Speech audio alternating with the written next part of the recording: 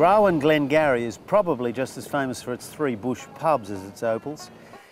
The Glengarry Hilton, looking every bit as swank as its more fancied namesake. The Sheepyards, where you can check out the current most wanted list. And the Club in the Scrub, where I find Laurie the banjo player, fresh from Deliverance country.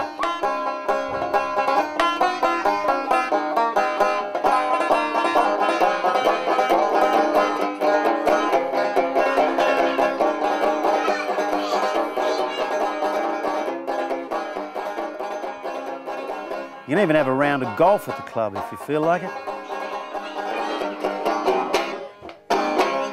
Oh yeah. But don't imagine the golf offers much of a civilising influence. Living's still pretty basic in these parts. What are the holes in the door? Oh, just bullet holes. Oh, just bullet holes. What from? Oh, just a few ratters here and there. So what's a ratter? Oh, something that goes down the hole and steals your Opal. No doubt this is registered. They're fully registered. Oh, shit, yeah. Shit, yeah. Passes rego easily, enough. Yeah, no problem. I've got brakes, so that's good. I noticed you've got a slight crack in the windscreen. A little bit. Yeah. Lumbie the Greek cowboy there, in his roadworthiest Toyota, driving away with my $25 reward, I might add. But this is the main attraction for the miners, and the nomads for that matter. Mate, there's a lot that comes through, but they don't normally stay. They'll stay for a couple of days. They'll have a bit of a dig around the dump. Around the dumps. There's a couple of dumps over the back of us over here. Little bit of colour in that one. So you're not going to retire on that one? I don't think so. Not just yet. You think it's all part of the Australian experience? I think it is. I think it's just that they hear about it, they've got to have a go at it, have a bit of a scratch, they go down the hole, have a bit of a dig with the local blokes, or they can go into the ridge there and go down and walk down mine and have a look what it's like. But it's just part of the experience of travelling around Australia. But Grawin still catches a few.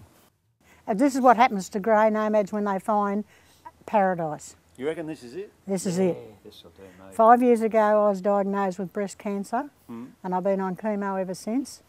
And I come up here and it was better than any treatment you'd ever get in the city. Is that right? Unreal. What, just the lack of stress? And just the lack of stress and, you know, like... And bingo. And everybody cares. you reckon that's got curative ability? And not surprisingly, for a woman who's looked her own mortality in the eye, she takes a no-nonsense view of many things. You don't take notice of signs. Is that the go? That's the go. Free camping is free camping. You can pull up anywhere because legally they can't stop you. And you don't move on, do you? No, you don't move on, no. And do you think most people are You aware know your of own. They're not aware of it.